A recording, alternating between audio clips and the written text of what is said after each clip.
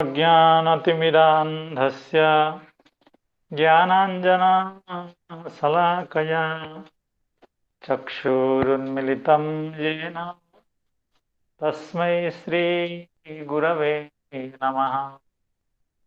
श्रीचैतन्यमनोभीष्टं स्थापितं येन भूतले स्वयं रूपः कदा मह्यं ददाति स्वपदान्तिकम्। वन्देऽहं श्रीगुरो श्रीयुतपदकमलं श्रीगुरु वैष्णवांश्च श्रीरूपं साग्रजातं सहगणरघुनाथान्वितं तं सजीवम् साद्वैतं सावधूतं परिजनसहितं कृष्णचैतन्यदेवं श्रीराधा कृष्णपादान् सहगणललिता श्रीविशाखान्वितांश्च।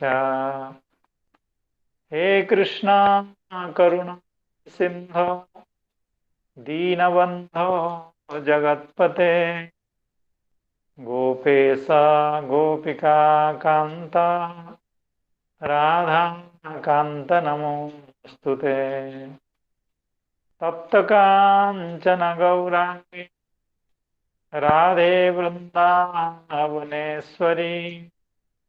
वृषभानुसुते देवी प्रणमामि हरिप्रिये। नमो महावदान्याय कृष्ण प्रेम प्रदायते कृष्णाय कृष्ण चैतन्य नाम्ने गौरत्विषे नमः। वाञ्छाकल्पतरुभ्यश्च कृपा सिन्धुभ्यः एव च पतितानां पावनेभ्यो वैष्णवेभ्यो नमो। जय श्री कृष्ण चैतन्य प्रभो नित्यानंद श्री अद्वैत गदाधर श्रीवासादि गौरभक्त वृंद।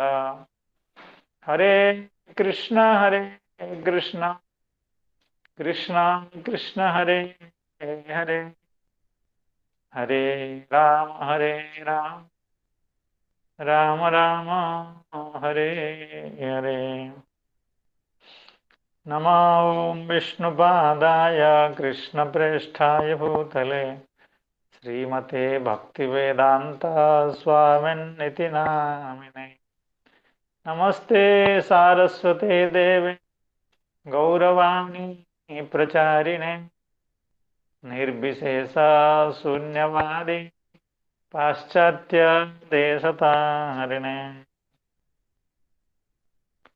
सुबह के इस भागवत कथा सत्र में समवेत समस्त संतजनों वैष्णवजनों भक्तजनों सुधीजनों विद्वज्जनों श्रीमद् भागवत कथा रस पिपासु रसिक जनों के चरणों में सादर प्रणाम निवेदन करता हूँ।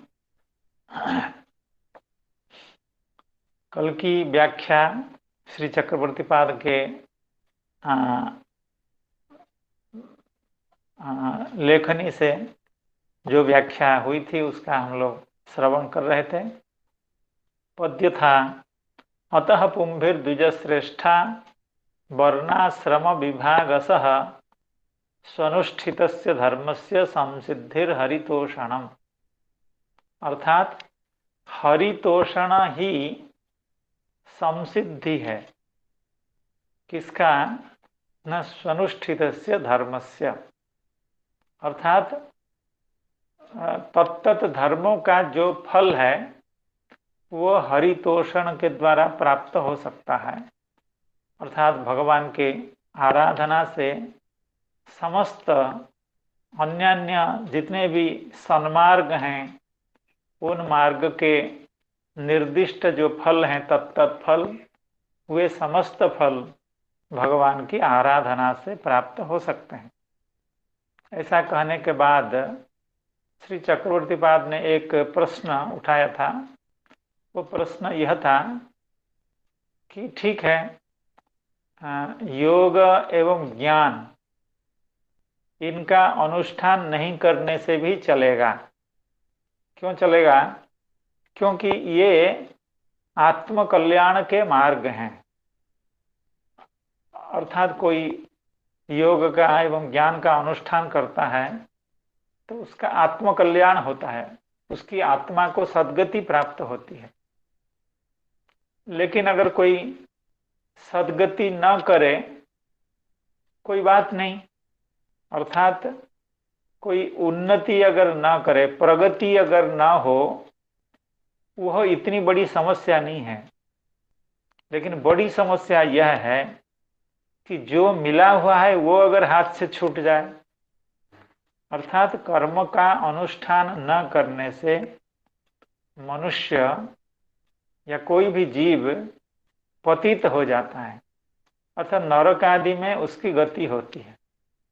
लेकिन योग का या ज्ञान का अनुष्ठान न करने से उसकी दुर्गति नहीं होती है, उसकी सुगति नहीं होती है। ये बात सही है, लेकिन उसकी कम से कम दुर्गति तो नहीं होती है। लेकिन कर्म के अनुष्ठान न करने से जीव की दुर्गति हो जाती है। तो फिर आप कैसे कहते हैं कि कर्म का अनुष्ठान भी करने की जरूरत नहीं है, भक्ति से कर्म फल भी सिद्ध हो जाता है? यह प्रश्न था, क्योंकि नित्यानाम अकरणे महान प्रत्यवायो दुर्गति हेतु।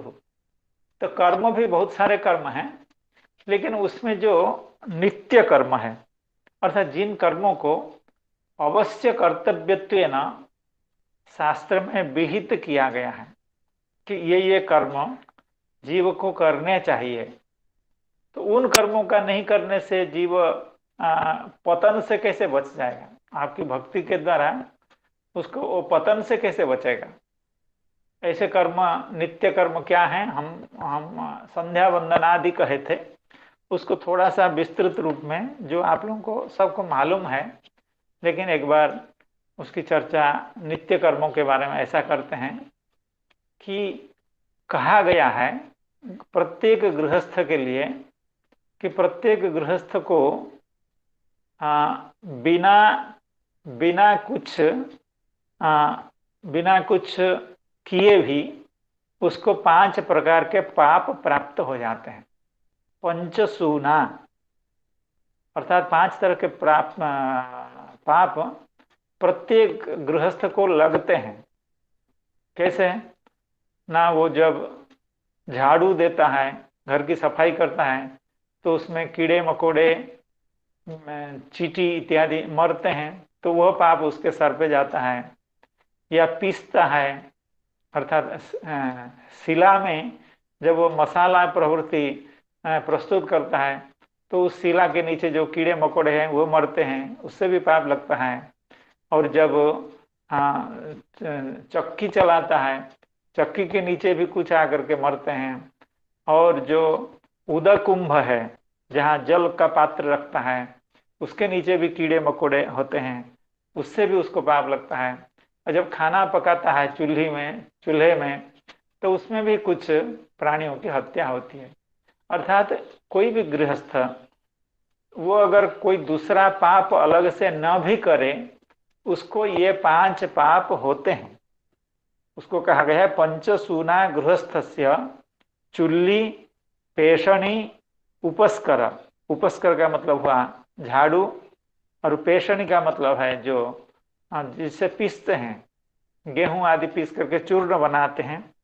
और कंडनी, अर्थात जिससे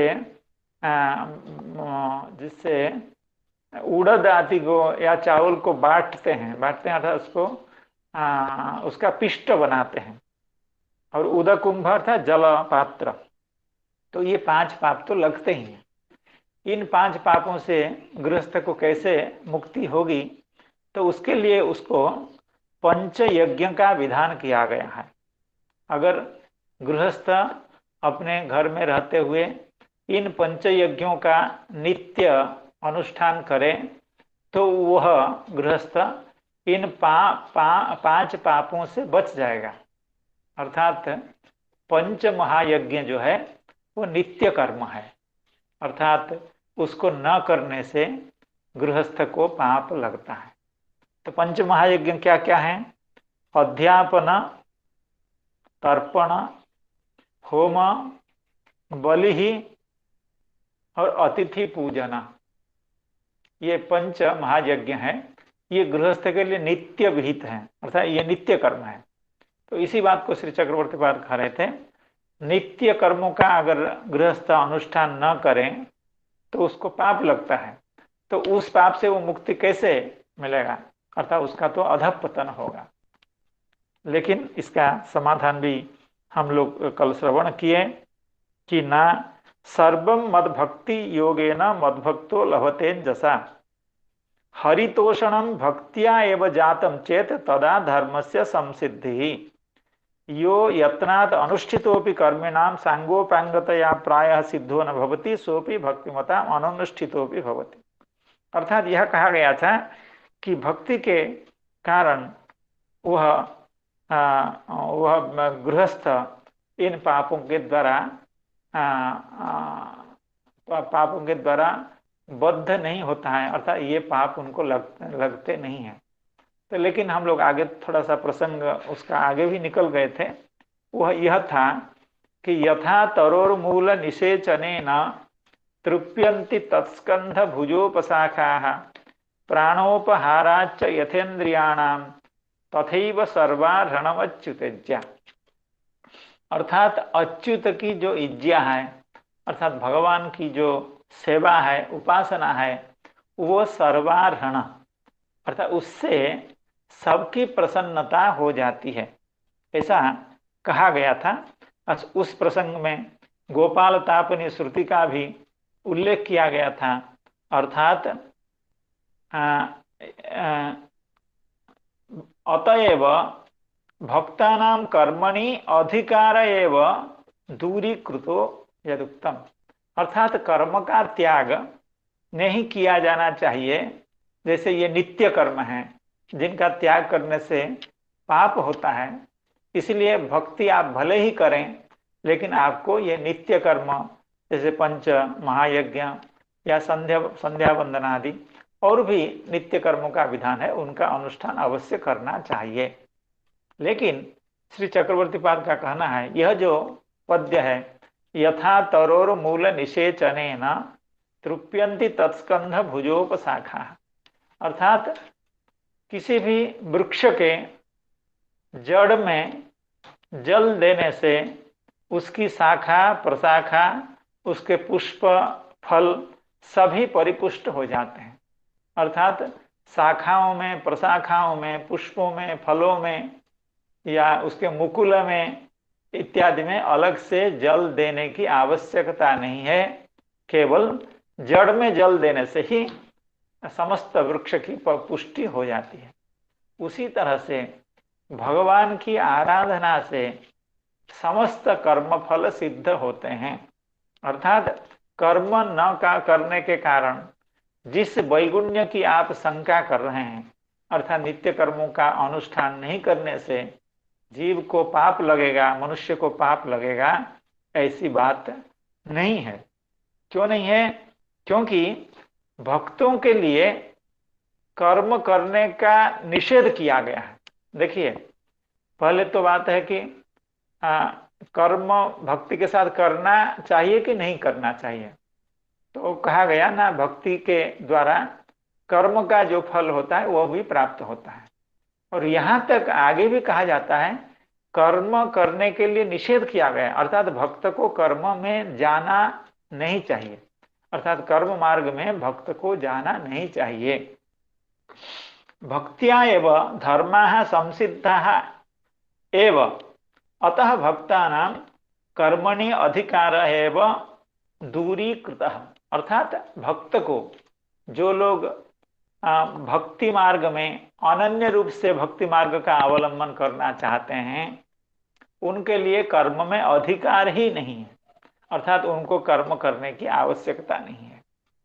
तो यथा तरोर्मूल निषेचनेन तृप्यन्ति तत्स्कंध भुजोपशाखा प्राणोपहाराच। यहाँ श्री चक्रवर्तीपाद बहुत सुंदर व्याख्या इसकी किए हैं, उसका हम लोग श्रवण करेंगे। कहते हैं जैसे वृक्ष के मूल में जल देने से समस्त शाखा प्रशाखाओं की पुष्टि हो जाती है, और जैसे प्राण के उपहार से, प्राण शब्द का अर्थ है अन्न आदि अर्थात भोज्य वस्तु, शरीर को जीवित रखने के लिए जो अन्न आदि ग्रहण करते हैं वो है प्राण। उसका उपहार का मतलब सेवन से, अर्थात अन्न के सेवन से, सद अन्न के सेवन से इंद्रियों की पुष्टि ऐसे हो जाती है। प्राणोपहाराच यथेन्द्रियाणाम, अर्थात अन्न ग्रहण से जैसे इंद्रियों की पुष्टि होती है, जड़ में जल देने से जैसे शाखा प्रशाखाओं की पुष्टि होती है, उसी तरह से भगवान की आराधना से अर्थात भक्ति से अन्य अन्य समस्त मार्गों के फल अपने आप सिद्ध हो जाते हैं।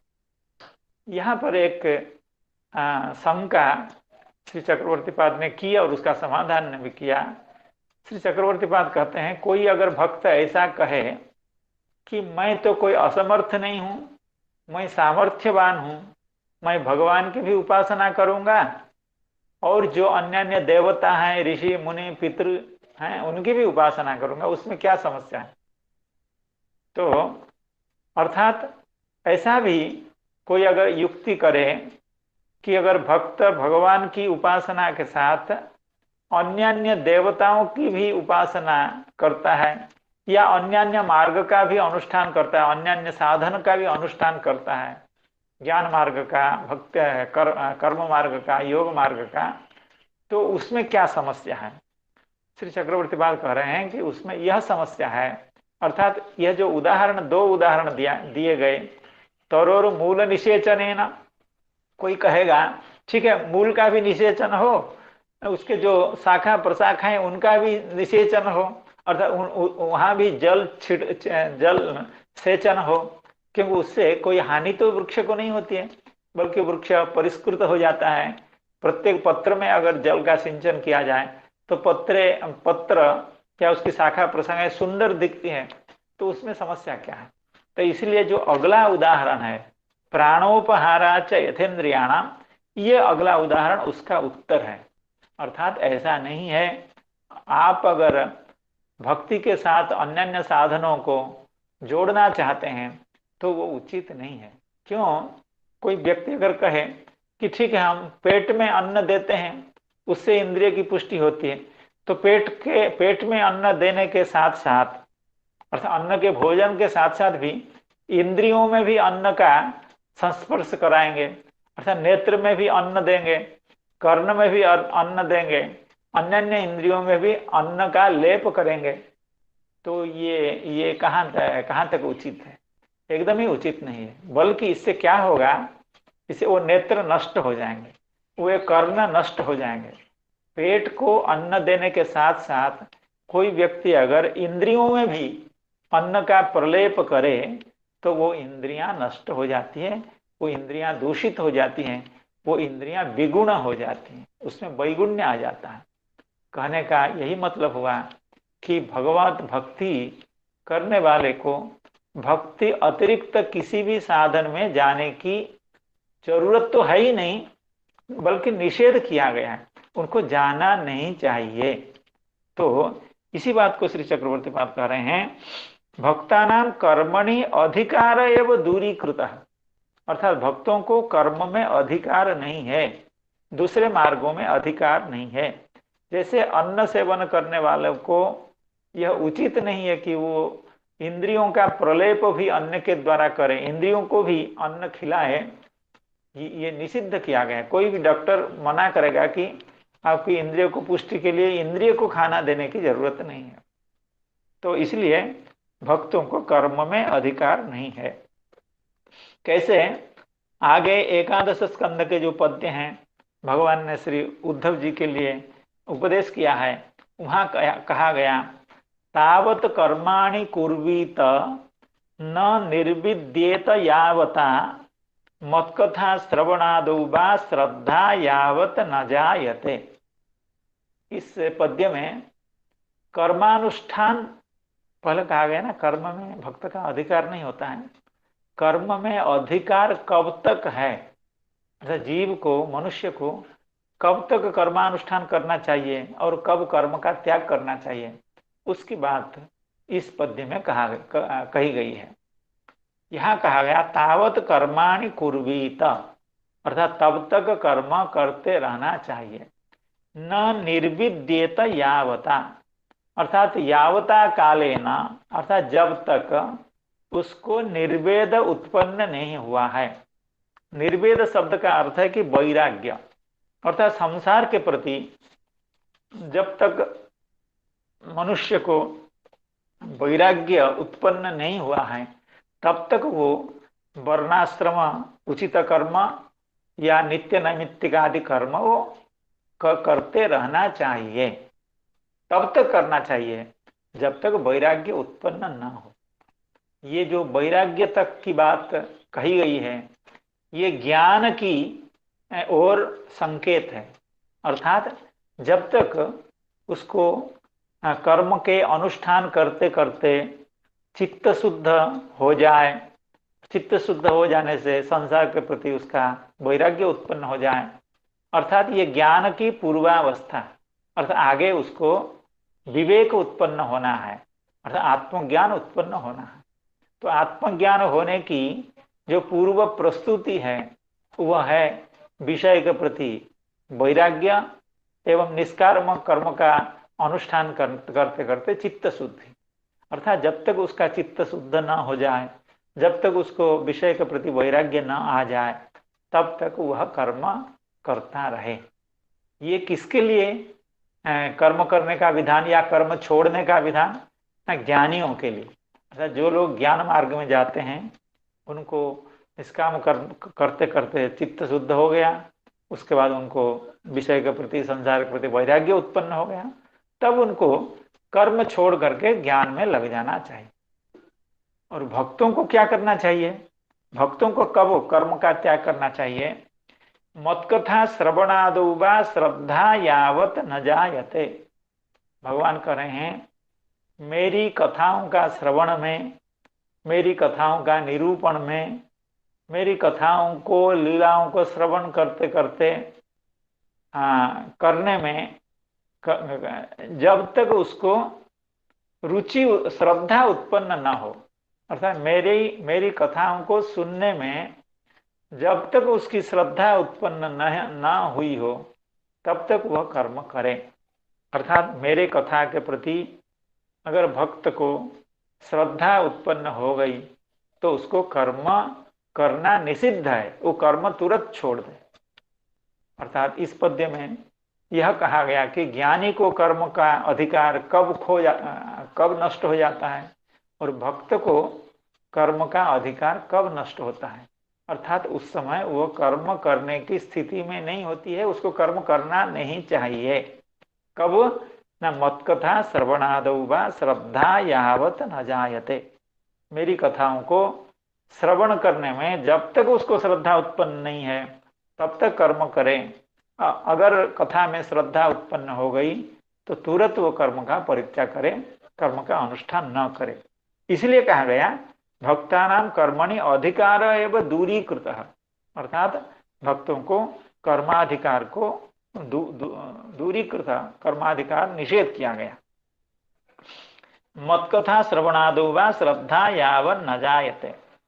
और आगे भी कहा गया है, अर्थात कई जगह विभिन्न उद्धृतियों के माध्यम से विभिन्न प्रसंग में भगवान के द्वारा कही गई जो बातें हैं कि भक्त को कर्म करने की जरूरत नहीं है, उसको श्री चक्रवर्ती पाद उद्धार कर रहे हैं। एक तो ये हो गया, और दूसरा उसी एकादश स्कंध में भी कहा गया है धर्मान संत्यज्य यः सर्वान् मां भजेत ससत्तमः। अर्थात यहाँ भी बहुत बड़ी बात कही जाती है। आज्ञा एवं गुणान दोषान मया दिष्टान अपि स्वकान धर्मान संत्यज्य यः सर्वान् मां भजेत स सत्तमः। अर्थात सत्तमः अर्थात अत्यंत सद व्यक्ति, अर्थात श्रेष्ठ व्यक्ति, अर्थात हमारा अत्यंत प्रिय भक्त कौन है? कहा कि वे ही सप्तम हैं, अर्थात सर्वश्रेष्ठ व्यक्ति हैं जो मेरे द्वारा निर्दिष्ट कर्मों में भी गुण दोषों का दर्शन करते हुए कर्म परित्याग पूर्वक मेरी भक्ति का अनन्य रूप से अनुष्ठान करता हो। एक बार और श्रवण करें। अर्थात भगवान ने ही कर्मों का विधान किया है, अर्थात शास्त्रों में, मन्वादि शास्त्रों में जिस कर्म का विधान किया गया है वह भी विधान भगवान के द्वारा ही हुआ है। अर्थात भगवान के संकल्प से ही ऋषियों ने मन्वादि के रूप में शास्त्रों का प्रणयन किया। तो मन्वादि जो आचार्य हैं उन लोगों ने वर्णाश्रम कर्मों का विधान किया। वर्णोचित कर्म, आश्रमोचित कर्म एवं संध्या वंदन आदि नित्य कर्म, पंच यज्ञादि कर्म, इन कर्मों का विधान शास्त्रकारों ने किया है।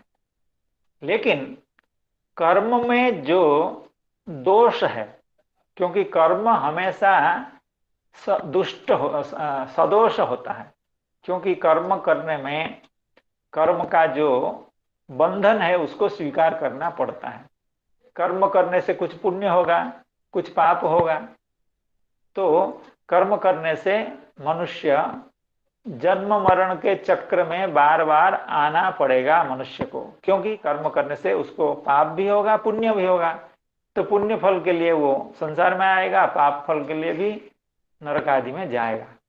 तो इसीलिए कर्मों में जो दोष है, कर्म यद्यपि शास्त्र के द्वारा विहित है, भगवान के संकल्प से ऋषियों के द्वारा कर्म का विधान है, लेकिन उसमें जो कर्मगत जो दोष हैं, अर्थात जो हिंसा आदि दोष हैं, तो उन दोषों को देख करके जो कर्म का परित्याग करके धर्मान संत्यज्य यह सर्वान, अर्थात समस्त धर्म, वर्णाश्रम धर्म हो या नित्य धर्म हो, अर्थात नित्य धर्म का परित्याग करने से पाप होता है, ऐसे जो नित्य कर्म हैं, नित्य धर्म हैं, उनका परित्याग करके मांग भजेत स सत्तम, जो हमारा भजन करता है वो सत्तम अर्थात अत्यंत श्रेष्ठ व्यक्ति है।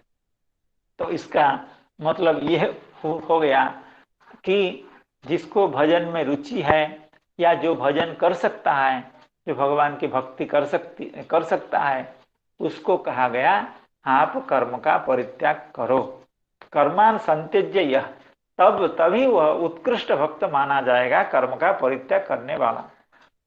अर्थात यह प्रसंग है कि भक्त को कर्म में अधिकार नहीं है, उसको कर्म नहीं करना चाहिए, और कर्म परित्याग करने से कोई दोष पाप आदि की जो चिंता होती है वह चिंता भी नहीं करनी चाहिए, क्योंकि भगवान ने साक्षात अनेक जगहों पर ऐसा स्पष्ट भाषा में भगवान ने उद्धव आदि को यह निर्देश दिया है, यह आज्ञा दी है कि आपको भक्ति करने के लिए कर्म की कोई आवश्यकता नहीं है, बल्कि कर्म का परित्याग करना चाहिए।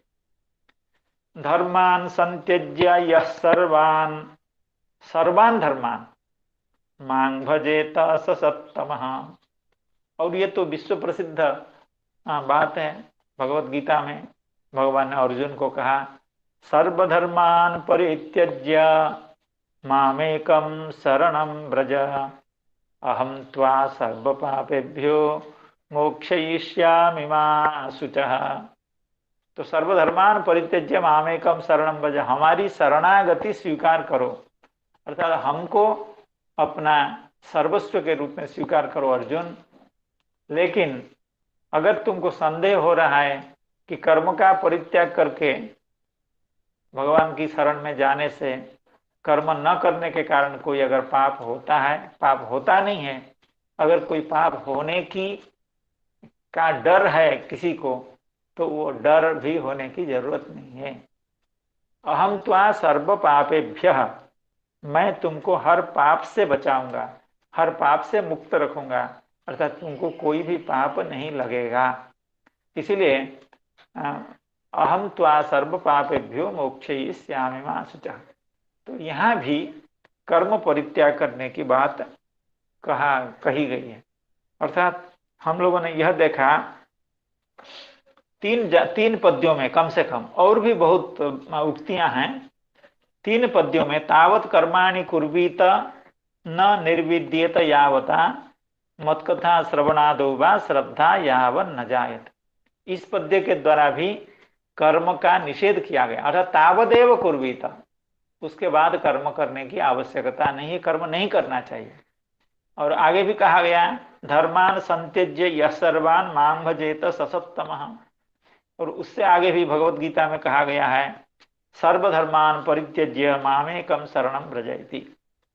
तथा सती, अर्थात जब ऐसी बात है, अर्थात भगवान की भक्ति करने वाले को कर्म करने का अधिकार नहीं है, कर्म उसको नहीं करना चाहिए। यथा तरोर्मूल निषेचनेन इत्यादौ। अब श्री चक्रवर्तीपाद उस पद्य का समन्वय यह कर्म त्याग के साथ करना चाहते हैं। यथा तरोर्मूल निषेचने चनेन इत्यादो यथैव सर्वार्हणम अच्युतेज्या, अर्थात अच्युतेज्या ही सर्वार्हण है, अर्थात भगवान की उपासना, भगवान की आराधना ही सभी की आराधना है। इत्यत्र यथा अच्युत पूजनमेव सर्वेषां देव पित्रादीनाम अर्हण रूपम भवति, अर्थात भगवान की पूजा, भगवान की आराधना ही देवताओं की आराधना, पितरों की आराधना, ऋषियों की आराधना, अतिथियों की आराधना, भूतों की आराधना, सबकी आराधना है।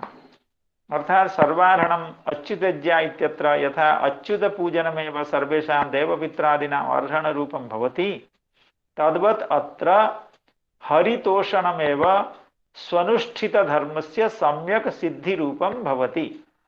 अर्थात हरितोषण ही वहां पर तरुमूल का निषेचन और उसका साम्य है अच्युत इज्या का, अर्थात भगवान की भक्ति का। और जैसे अन्य वृक्ष के अंगों की पुष्टि उसी से हो जाती है, उसी जड़ के सेचन से हो जाती है, मूल निषेचन न हो जाता है, उसी तरह से भगवान की अर्चना से समस्त कर्म फलों की सिद्धि अनायास हो जाती है। यथा अच्युत पूजनमेव सर्वेषां देवपित्रादीनां अर्हण रूपम भवति तद्वत् अत्र हरितोषणमेव। अतः पुंभिर्द्विजश्रेष्ठा वर्णाश्रम विभागसः स्वनुष्ठितस्य धर्मस्य संसिद्धिर्हरितोषणम्। इसलिए तथा अच्युत तद्वत् स्वनुष्ठित धर्मस्य सम्यक सिद्धि रूपम भवति इत्यर्थः। तो इस तरह की चर्चा है। जैसे हम लोगों ने श्रवण किया कि जो भक्त होता है वो, जैसे अभी हमने जिस पंच यज्ञ की बात की, वह पंचयज्ञ गृहस्थ के लिए कहा गया है, अर्थात देवयज्ञ, पितृयज्ञ, नृयज्ञ, भूतयज्ञ एवं देवयज्ञ, देवयज्ञ, ऋषियज्ञ, पितृयज्ञ, नृयज्ञ एवं भूतयज्ञ। इन यज्ञों से, इन पंच यज्ञों से जैसे पंच पाप का विनाश होता है, पंच सूना का विनाश होता है, उसी तरह से ये पंच यज्ञ से मनुष्य की जो अन्य का ऋण मनुष्य के सर पर चढ़ा हुआ है, वो उस ऋण से भी मुक्त हो जाता है। अर्थात जायमानः जनः, अर्थात इस संसार में जो मनुष्य उत्पन्न हुआ है वह जन्म होने के साथ ही 5 ऋणों से ग्रस्त है। अर्थात जैसे पॉलिटिक्स में लोग कहते हैं ना, जब इलेक्शन का प्रचार होता है तब दूसरे पार्टी को बदनाम करने के लिए कहते हैं आप लोगों को मालूम नहीं है, भारतवर्ष के प्रत्येक जनता के नाम पर, प्रत्येक व्यक्ति के नाम पर 15,000 का, 2 लाख का, 3 लाख का ऋण विदेश से लिया गया है। अर्थात जात मात्र मनुष्य ऋणग्रस्त है, अर्थात विदेश का ऋण, वर्ल्ड बैंक का ऋण उसके मस्तक पर है, उसको मालूम नहीं है। लेकिन वो जन्म मात्र से भारतवर्ष में जन्म लिया है या किसी देश में जन्म लिया है, जो देश थोड़ा सा दरिद्रता में चल रहे हों, तो वो जन्म मात्रेण ऋणग्रस्त है। तो ये तो हो गया देश के संपन्नता और असंपन्नता की बात। लेकिन शास्त्रों में कहना है कि जात मात्र मनुष्य, संसार में किसी भी देश में मनुष्य जन्म हुआ हो, किसी भी कुल में जन्म हुआ हो, किसी भी आश्रम में, किसी भी वर्ण में रह रहा हो, उसके मस्तक पर 5 ऋण अवश्य हैं। कौन सा ऋण? न देव ऋण, और ऋषि ऋण, और पितृ ऋण, और नृ ऋण, और भूत ऋण। अर्थात जैसे हम संसार में जब आते हैं या कोई भी मनुष्य संसार में जब आता है तो वो देवताओं के पदार्थों का उपयोग करता है। हम जल पीते हैं, आलोक लेते हैं, वायु का सेवन करते हैं, आहार आदि लेते हैं, ये सब देवताओं की चीजें हैं। क्योंकि हम जब जल पीते हैं तो वो वरुण देव का जल है या इंद्र का जल है। जब सेवन करते हैं धूप का या आलोक का उपयोग करते हैं घर में दिन में, तो सूर्य देवता का ही ऋण हमारे ऊपर चढ़ जाता है। या जब जीने के लिए श्वास प्रश्वास लेते हैं तो वायु देवता का ऋण हमारे ऊपर चढ़ जाता है। इसलिए जात मात्र मनुष्य देव ऋणेन ग्रस्त भवति। उसी तरह से ऋषि ऋण भी हम लोगों के ऊपर चढ़ा हुआ है। कैसे?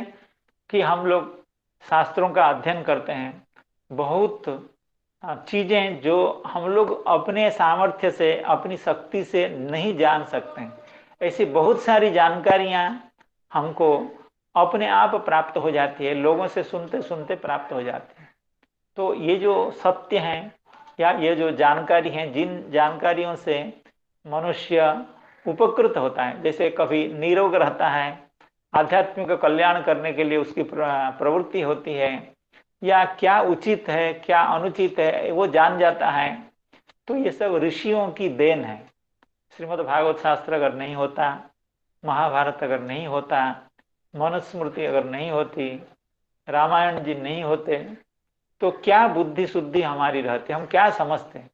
तो मनुष्य तो पशु जैसा ही रहता है, आहार निद्रा भय मैथुन छोड़ करके उसका कोई विवेक ही नहीं होता। इतना हम लोग जो समझ रहे हैं कि मनुष्य को क्या करना चाहिए, क्या भक्ति है, क्या ज्ञान है, क्या योग है, इस तरह का जो बोध हम लोगों को हो रहा है, क्या उचित है क्या अनुचित है, कब तक कर्म का अनुष्ठान करना चाहिए, कब छोड़ देना चाहिए, भक्ति कैसी करनी चाहिए, और दूसरों की हिंसा नहीं करनी चाहिए, ये सब बोध हमको कहाँ से हो रहा है? ये ऋषियों की विद्या से, ऋषियों का जो उपदेश है शास्त्रों के रूप में। तो इसलिए हम लोग जो इतना ज्ञानवान हो रहे हैं, इतना विवेकी हुए हैं, इसमें ऋषियों का ऋण भी हमारे ऊपर चढ़ा हुआ है। तो देवता का ऋण भी हमारे ऊपर है मस्तक पर, ऋषियों का भी ऋण है। तो देव ऋण और ऋषि ऋण, और उसी तरह से हमारे पितृ पुरुषों का भी ऋण है। क्योंकि जो पिता माता ने हमको जन्म दे करके इतना जो बड़ा किया, हम खाए पिए स्वस्थ रहे, मातृ स्तन्यपान किए, पिताजी ने कितना कष्ट किया हमारा भलाई के लिए, सारा दिन रात एकाकार करके रोजगार करके हमारा भरण पोषण किया। इसलिए पितृ ऋण से भी हम ग्रस्त हैं। क्योंकि पिता माता अगर नहीं होते तो हम कैसे बड़े हो पाते, कैसे स्वस्थ रहते, कैसे स्कूल में जा पाते। तो इसलिए हमारे ऊपर हमारे पिता माता का भी ऋण चढ़ा हुआ है। 3 ऋण तो ये हो गए। और नृ ऋण अर्थात मनुष्यों का भी ऋण, अर्थात हमारी जो सोसाइटी है, जिस समाज में हम रहते हैं, तो वहाँ के प्रत्येक व्यक्ति का कुछ न कुछ हमारे ऊपर ऋण चढ़ा हुआ है। क्योंकि जब हम लोगों से मिलते हैं तो वो अच्छी बात हमको सिखाते हैं, या पिता माता जब संतान की का यत्न करते हैं तो उनसे और भी प्रतिवेशी जो लोग हैं, गांव के लोग हैं, वे भी हाथ बटाते हैं शिशु के परिवर्धन के लिए, शिशु के स्वास्थ्य के लिए। शिशु को बड़े होने में भी सोसाइटी का अर्थात मित्रों का, बंधुजनों का बहुत बड़ा योगदान रहता है। इसलिए उनका भी ऋण हम लोगों के ऊपर चढ़ा हुआ है। और भूतों का भी ऋण चढ़ा हुआ है, क्योंकि हम इस संसार में इतना कचरा फैलाते हैं, अर्थात इतना गंदगी हम लोग सृष्टि उत्पन्न करते हैं, उनका समाधान कौन करते हैं? पशु लोग करते हैं। अर्थात हम कुछ हाफ खा करके कुछ अन्न फेंक देते हैं, तो उसको कुत्ता खा लेता है, कौवा खा लेता है, या श्रृगाल आदि खा लेते हैं। अर्थात ये जो इकोलॉजिकल बैलेंस बनाए रह, पशुओं के कारण ही ये बैलेंस बनाया हुआ है। अर्थात हम लोग जो गंदगी फैलाते हैं, उस गंदगी की सफाई भूत अर्थात पशु पक्षी प्रवृत्ति करते हैं। इसलिए सफाई करने के कारण हम लोगों को एक साफ सुंदर एवं साफ समाज देने के लिए और साफ पवित्र स्थान देने के लिए भूतों का भी योगदान है, इसलिए उनका ऋण भी चढ़ा हुआ है। तो कहने का मतलब हुआ कि प्रत्येक व्यक्ति जो इस संसार में उत्पन्न हुआ है, उसके सर पर 5 ऋण चढ़ा हुआ है। इस 5 ऋण से मुक्ति पाने के लिए वो पंचयज्ञ करता है, अर्थात अध्यापन करता है। अर्थात जैसे वो ज्ञान प्राप्त किया है और लोगों से, उस ज्ञान का जब वो वितरण करता है तो वो ऋषि ऋण से मुक्त हो जाता है। और पितृ तर्पण नित्य, ये सब नित्य कर्म है, अर्थात इनको न करने से पाप होता है, इसलिए उसकी चर्चा की जाती है। तर्पणों के द्वारा पितृपुरुषों को ऋण से मनुष्य मुक्त होता है। होम के द्वारा, नित्य होम के द्वारा देवताओं के ऋण से वो मुक्त होता है। और बलि देने से, बलि का मतलब वो काटने वाला बलि नहीं है, घर के सामने पशु पक्षियों को कुछ धान चावल या कुछ खाने के लिए कौवों को खिलाते हैं। बहुत लोग ऐसे शौकीन लोग हैं, पाराओं को खिलाते हैं, पारा बतख को, कौवों को खिलाते हैं, तो वो है बलि। अर्थात बलि के द्वारा हम भूत के ऋण से मुक्त हो जाते हैं। और अतिथि पूजा के द्वारा, अतिथियों की सेवा करने के द्वारा हम नृ ऋण से, अर्थात हमारे पास पड़ोसियों का जो ऋण हमारे ऊपर चढ़ा हुआ है, उससे मुक्त होता है। कहने का मतलब है यह जो अध्यापन, तर्पण, होम, बलि एवं अतिथि पूजन, यह जो 5 तरह के नित्य कर्म है, इस नित्य कर्म से मनुष्य अपने ऋणों से मुक्त होता है। लेकिन भक्त के ऊपर ये सब ऋण कुछ नहीं चढ़ते हैं, अर्थात भक्त ऋणी होता ही नहीं है। क्यों? श्री चक्रवर्ती पाद उसी बात को कहते हैं, यथा अच्युत पूजनमेव सर्वेषां देव पित्रादीनाम, अर्थात भगवान की आराधना से ही देव ऋण से, पितृ ऋण से, ऋषि ऋण से वो मुक्त हो जाता है। अर्हण रूपम भवति, इसलिए कहा गया देवर्षि भूताप्त नृणाम पितॄणाम न किंकरो नायम ऋणी च राजन सर्वात्मना यः शरणं शरण्यं गतो मुकुंदम परिहृत्य कर्तम। देवर्षि भूताप्त नृणाम, देव ऋषि भूत आप्त, भूत आप्त नृणाम, देवर्षि भूत आप्त नृणाम पितॄणाम।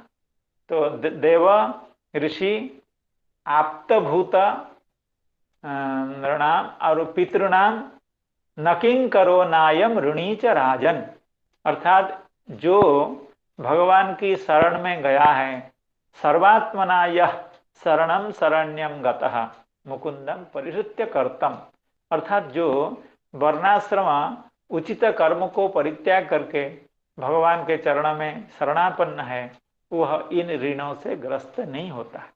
उसी बात को श्री चक्रवर्ती पाद कह रहे हैं कि देव पित्रादीनाम अर्हण रूपम भवति तद्वदत्र हरितोषणमेव स्वनुष्ठित धर्मस्य सम्यक सिद्धि रूपम भवति, अर्थात हरितोषण के द्वारा समस्त धर्मों की सिद्धि होती है, समस्त धर्मों के फल मिलते हैं। जैसे भगवान के सेवा करने वाले को कोई ऋण स्पर्श नहीं करते हैं, अर्थात वो किसी का भी ऋणी नहीं होता है, उसी तरह से भगवान के अर्चन से समस्त कर्मों का की सिद्धि होती है, समस्त कर्म फल उसको मिलते हैं। देवर्षि भूताप्त नृणाम पितॄणाम न किंकरो नायम ऋणी च राजन् सर्वात्मना यः शरणं शरण्यं गतो मुकुंदम परिहृत्य कर्तम। कोई उच्चारण करना चाहे तो इस श्लोक को कर सकते हैं।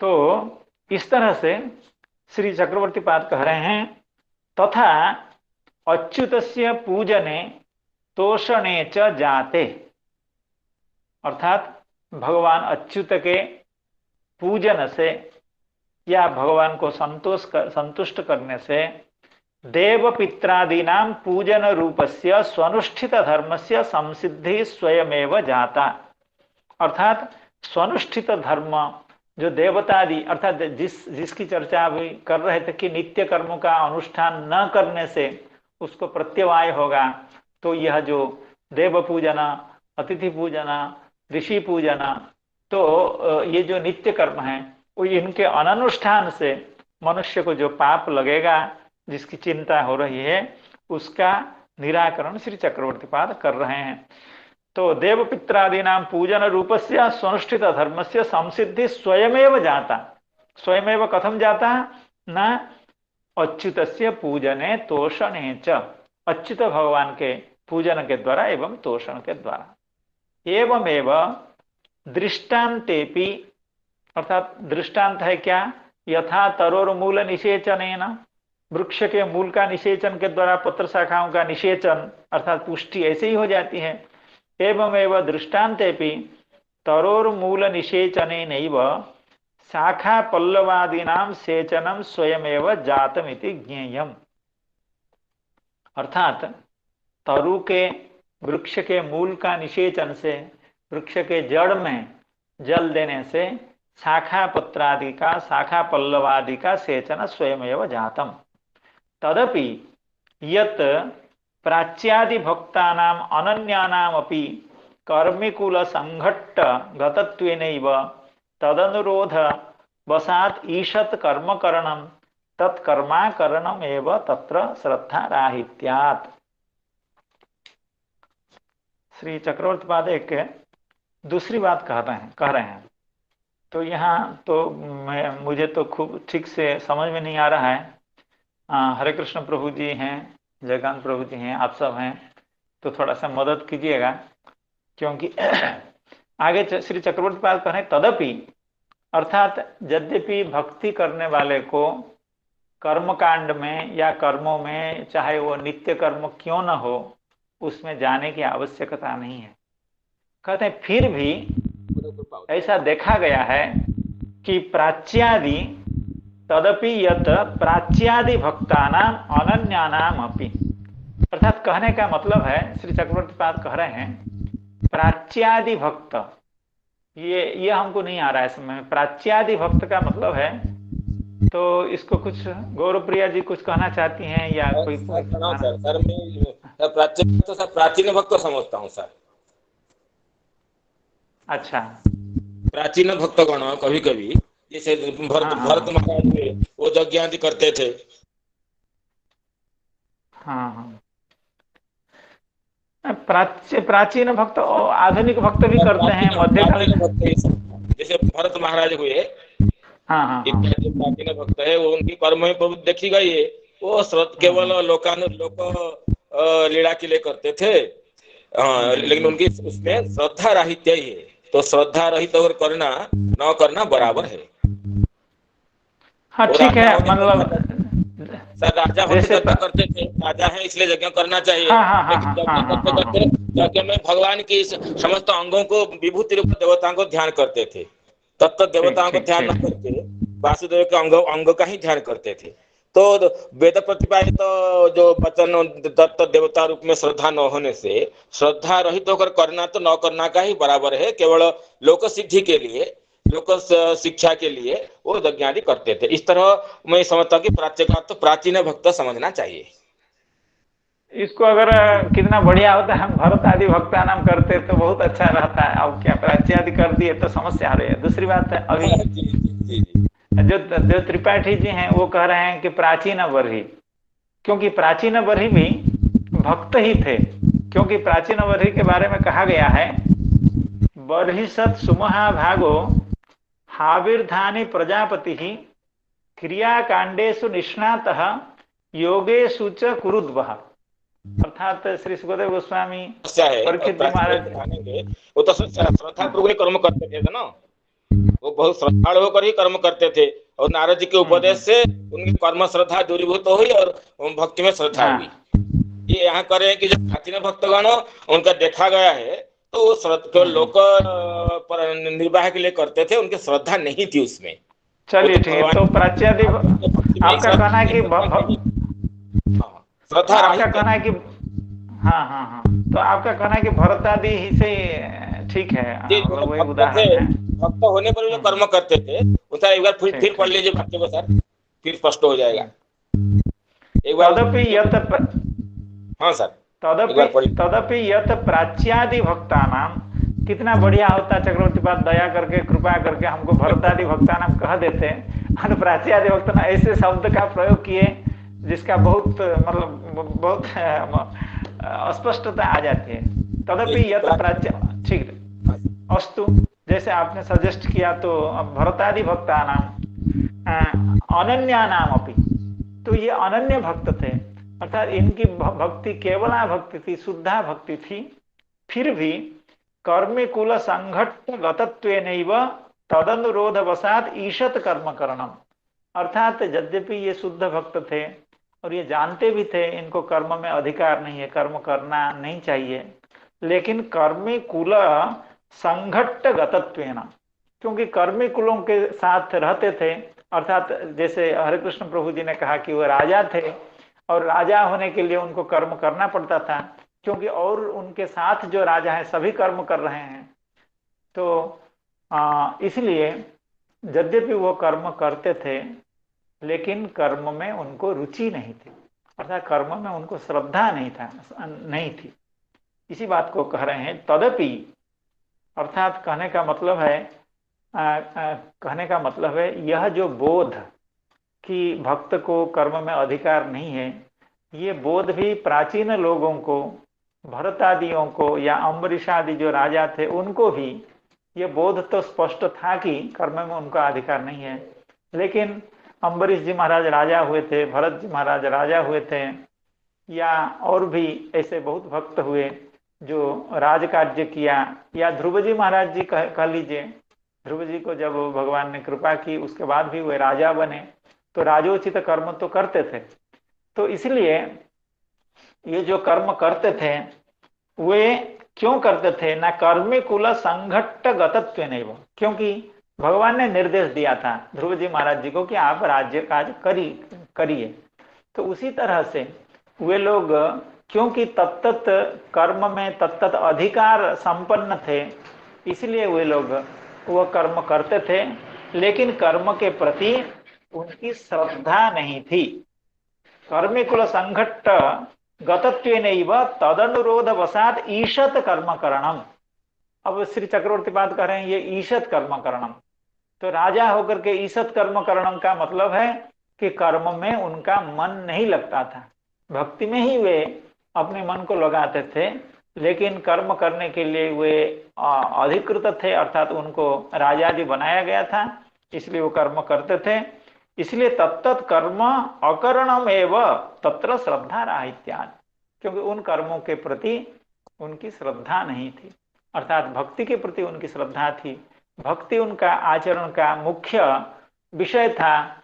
तो इसलिए वे कर्म करते हुए भी अकर्मा ही थे, अर्थात उस कर्म बंधन से वो लिप्त नहीं होते थे, अर्थात वो कर्म न करने का बराबर ही है। अर्थात श्रद्धा, कोई भी कर्म हम लोग करते हैं, अगर उसमें श्रद्धा न हो तो उस कर्म का यथायथ फल हमको नहीं मिलता है, या उस कर्म का कोई लाभ भी नहीं होता है। इसलिए कह रहे हैं कि ये जो प्राचीन लोग जो कर्म करते थे, जो भक्त थे, भगवत एकनिष्ठ थे, फिर भी कर्म करते थे, वो अश्रद्धया करते थे। इसलिए अश्रद्धया हुतं दत्तं तपस्तप्तं कृतं च यत् असदित्युच्यते पार्थ न च तत्प्रेत्य नो इह। अर्थात श्री चक्रवर्ती पाद इसका प्रमाण भी देते हैं। श्रद्धा राहित्येन, बिना श्रद्धा का कोई कर्म अगर किया भी जाता है, कर्म क्या, तपस्या या कोई भी कर्म, कोई भी अनुष्ठान श्रद्धा के बिना अगर किया जाता हो तो उस अनुष्ठान से उस व्यक्ति को उस अनुष्ठान का फल नहीं मिलता है। क्यों?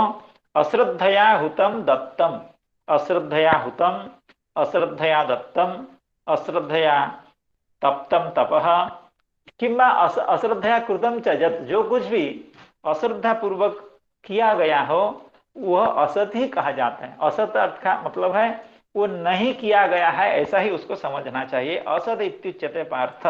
क्यों? न च तत्प्रेत्य नो इह, अर्थात उसका फल न यहाँ मिलता है न परलोक में मिलता है। अर्थात वह कर्म करना न करने के बराबर ही है। तो इसलिए यह प्रश्न नहीं होना चाहिए कि प्राचीन काल में ऐसे बहुत लोग हुए जो भगवान के अनन्य भक्त भी हुए, कर्म भी करते रहे, लेकिन उनकी कर्म में श्रद्धा न होने के कारण उनका कर्म भी कर्म नहीं है। यह श्री चक्रवर्ती पाद का कहना है। अर्थात इसका यही मतलब हुआ, भगवत तोषण अर्थात हरि तोषण ही समस्त धर्म का संसिद्धि है, समस्त कर्मों का फल है। अर्थात इसलिए भगवान की भक्ति में अनन्य भाव से लग जाना चाहिए एवं भगवान से यही प्रार्थना की जानी चाहिए, हे भगवान आपके चरणों में हमारी अनन्य भक्ति हो, क्योंकि अनन्य भक्ति के द्वारा अन्य समस्त साधनों के फल भी प्राप्त होते हैं और अन्य साधन करने में अधिकार भी नहीं होता है, अर्थात उसकी आवश्यकता नहीं। अर्थात कहने का मतलब है, देखिए भक्ति मार्ग इतना बढ़िया मार्ग है, जैसे जो उदाहरण अभी तरु का दिया गया, कोई भी व्यक्ति, कोई कितना भी चतुर व्यक्ति हो, कितना भी सामर्थ्यवान व्यक्ति हो, कोई आम का पेड़, अभी सीजन आ रहा है आम का, बढ़िया बढ़िया आम सब बाजार में आएगा, कितना स्वादिष्ट होगा, लेकिन उस बढ़िया बढ़िया आम को प्राप्त करने के लिए क्या वृक्ष का प्रत्येक अंग प्रत्यंगों का सिंचन करने की आवश्यकता है क्या? या आवश्यकता हो भी वो करना संभव ही है क्या? या कोई ऐसा करता भी हो तो उसको लोग क्या इंटेलिजेंट कहेंगे, उसको क्या कहेंगे कि बुद्धिमान, उसको क्या विवेकी कहेंगे? विवेकी नहीं कहेंगे। विवेकी तो वही व्यक्ति है समग्र वृक्ष की पुष्टि के लिए, वृक्ष में जो फला हुआ फल या जो पुष्प हैं उनकी भी पुष्टि के लिए अगर वह उस वृक्ष के मूल का सिंचन करता है, वृक्ष के मूल में जल सिंचन करता है, तो वृक्ष की पुष्टि होती है, क्योंकि वो इंटेलिजेंट है। और जो लोग कम बुद्धिमान है वो क्या करते हैं, वो चाहे शाखा प्रशाखाओं का सेचन भले करें लेकिन उससे उनको लाभ नहीं मिलता है। उसी तरह से भगवान ने इस संसार में ऋषियों ने बहुत सारे कल्याण के मार्ग बताए, ज्ञान मार्ग भी है, ज्ञान योग मार्ग है, कर्म मार्ग है, भक्ति मार्ग है, बहुत सारे मार्ग हैं। लेकिन चतुर होकर के ऐसा एक मार्ग का निर्णय करना चाहिए जिस मार्ग के अवलंबन से अन्य मार्ग के फल भी हमको अनायास मिल जाएं, या अन्य मार्ग का अनुष्ठान करने की आवश्यकता भी न हो। ये चतुर लोगों का काम होता है।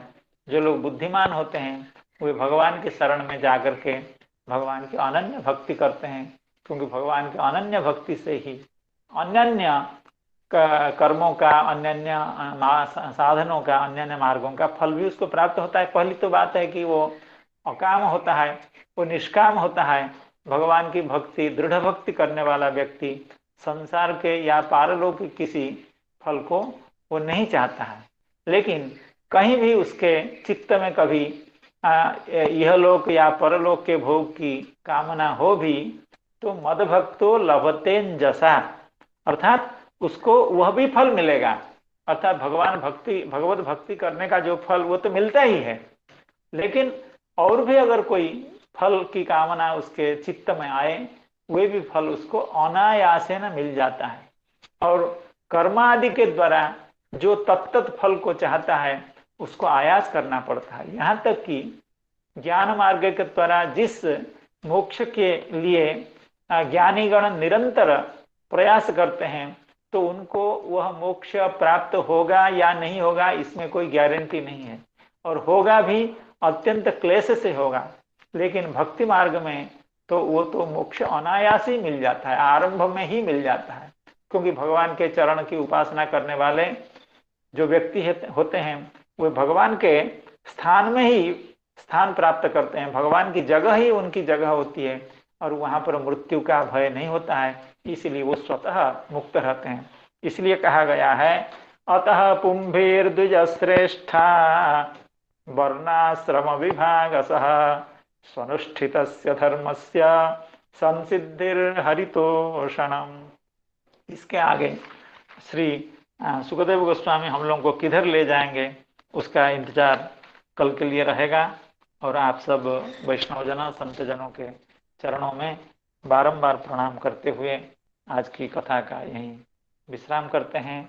हरे कृष्ण कृष्ण कृष्ण हरे हरे, हरे राम राम राम राम हरे हरे।